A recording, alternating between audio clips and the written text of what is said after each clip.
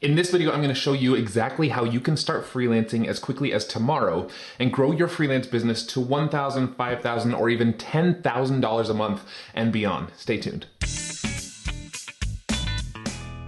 Hey there, it's Preston here from Millo.co, where freelancers come to level up their business. And today we're talking about how to start freelancing.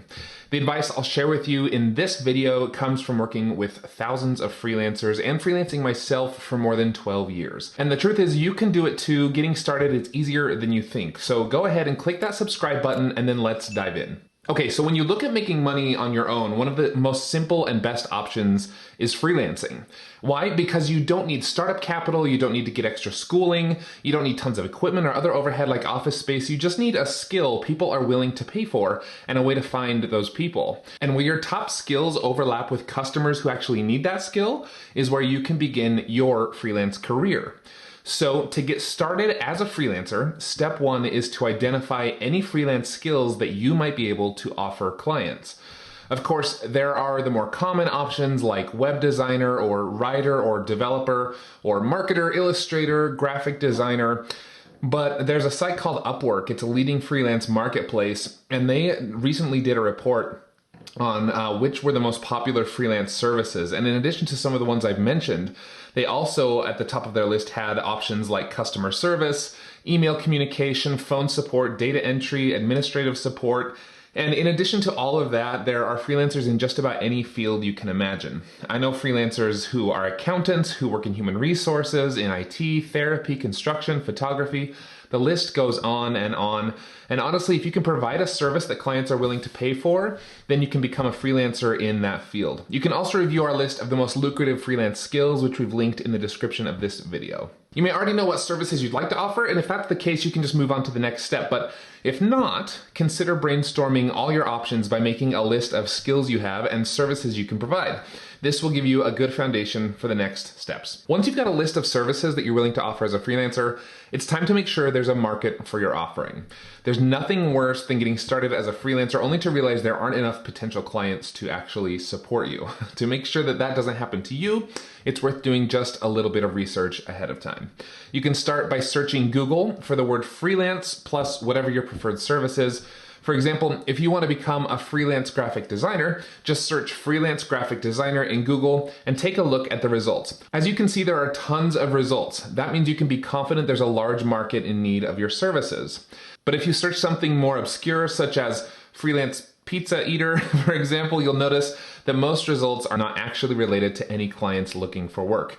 And of course, this example is extreme to make a point, but the goal of this exercise is simply to ensure there are actual clients out there searching online or locally in your area for the kinds of services that you offer. Next, you'll want to choose a platform. Your freelance platform is the foundation behind where your work will be showcased and how you'll attract new clients. You essentially have two choices when determining the best platform for your freelancing. You can either go with a pre-built marketplace or a job site such as Fiverr or Upwork or freelancer.com.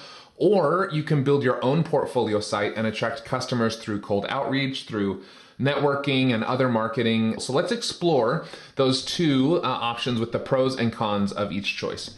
First, if you decide to go with a job site like Fiverr or like Upwork, there are some clear advantages. First, you'll be able to tap into an immediate source of potential new clients. This is maybe the biggest benefit of joining a site like Upwork or like Fiverr.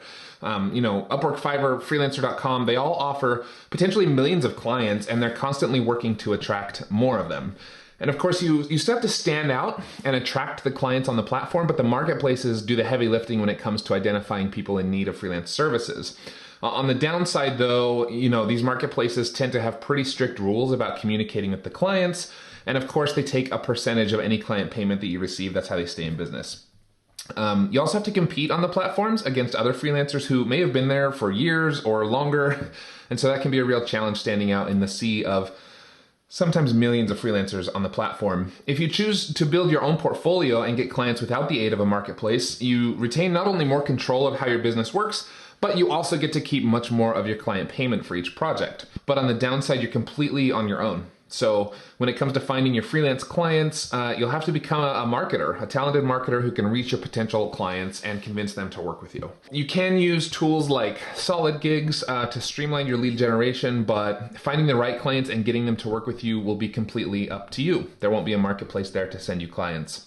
So as you consider the pros and cons of each option, you'll need to make a decision fairly quickly on how you'd like to set up your freelance business. If you're going with marketplaces like Fiverr or Upwork, sign up now and get started building your portfolio so that you're ready.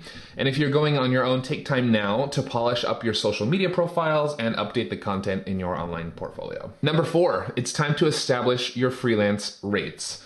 Before you can start reaching out to potential clients, you need to know what you're going to charge for the services you sell them. And you can figure that out in a few ways. First, if you've been working in your industry for a while, say working as an in-house web designer or something, you're probably familiar with what other freelance web designers are charging in your area. You can also check the marketplaces we reviewed previously, like Upwork or Fiverr, to check the work of other freelancers. And then you can try to match your rates with the freelancers who seem to have a similar skill level or who seem to live in your geography. It's important that when you're getting started as a freelancer, you determine your rates and then just move forward. As you get new clients, you can slowly raise your rates until you begin to get pushback on a regular basis from your ideal target client. Lots of freelancers get hung up on picking their rates or deciding if it's right or wrong, but the idea is just to make progress. And when you start to feel that pushback from clients is sort of the sweet spot for your pricing. And then a few times each year, you can consider raising your prices. You can do it incrementally to test what the market will bear for your services. But remember, you can always reduce your prices when a client pushes back, but you can't exactly raise your prices if a client agrees too quickly to your bid. So it's always good to start high and then have some room to negotiate down. For more about what your freelance pricing says about you, I would suggest you click the link that I'll put in the description of this video.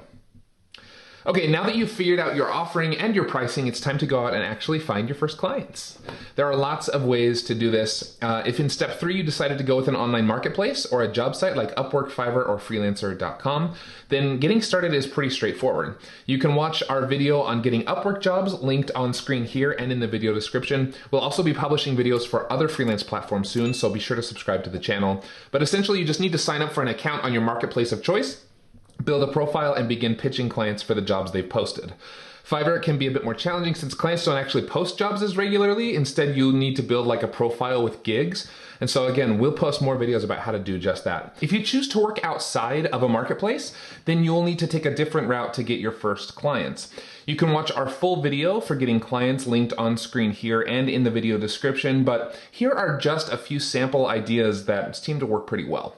First, tap into your network by telling your friends, family, and professional connections that you're available for freelance work. You'd be surprised how many people come out of the woodworks just by letting as many people know as possible. LinkedIn can be especially powerful for this because people go to LinkedIn to make business connections.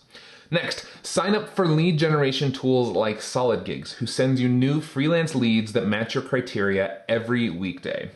Third, join social media groups where your ideal clients spend their time. You want to avoid groups made for freelancers unless, of course, your ideal client are other freelancers, but basically join groups where your current target client is spending their time. And finally, try sending cold emails, making cold calls, or doing LinkedIn outreach. You can also use a tool like reply.io, which I'll link in the description. It can help you automate your outreach and seem more natural while reaching out to people at scale. There are lots more ways to get your first or next freelance clients, and I recommend you visit our blog at millo.co for more ideas. While you're there, you can also download our guide to getting 10 freelance clients in the next 30 days. You can also subscribe to this channel for any future videos we release about growing your freelance business. Okay, now that you're clear on your business and you've found your first few clients, it's time to settle in and do great work for the clients who have agreed to work with you. This is really important because freelancers who over-deliver for their clients see tons of benefits in building their freelance career. For starters, freelancers with happy clients are more likely to get more referrals from their current clients, get more repeat work from their past clients, and get more positive reviews and testimonials, which you can use later on to get more and better clients. And each of these can make a huge impact on the health and longevity of your freelance business. And here are just a few ways you can stand out and provide superior service to your clients. First, deliver projects well ahead of deadlines. If you need to, you can even set a deadline a few days later than you expect it'll take in order to deliver early. Next, communicate clearly and often with your clients. One of the biggest complaints that clients have about freelancers is that they can never seem to get a hold of them when they need them. So make sure you always over communicate and you're available during normal business hours. Next, throw in a few extras now and again. Surprise your client with a little extra work at no extra cost, and work this into your initial bid so it doesn't actually hurt your bottom line but gives a great experience to your client. And finally, try offering free support or consultation on something your client is struggling with.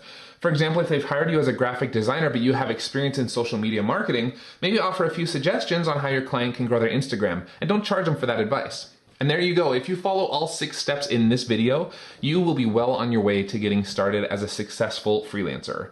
You can get started with step 1 as early as today or tomorrow, but it is important to recognize that this process will take time, but it's a fun journey.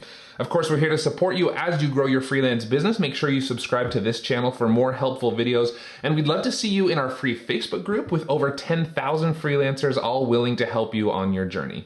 I'll link to the group below. For now, I'm Preston with Millo.co, and we wish you the best of luck in your freelancing. See you later.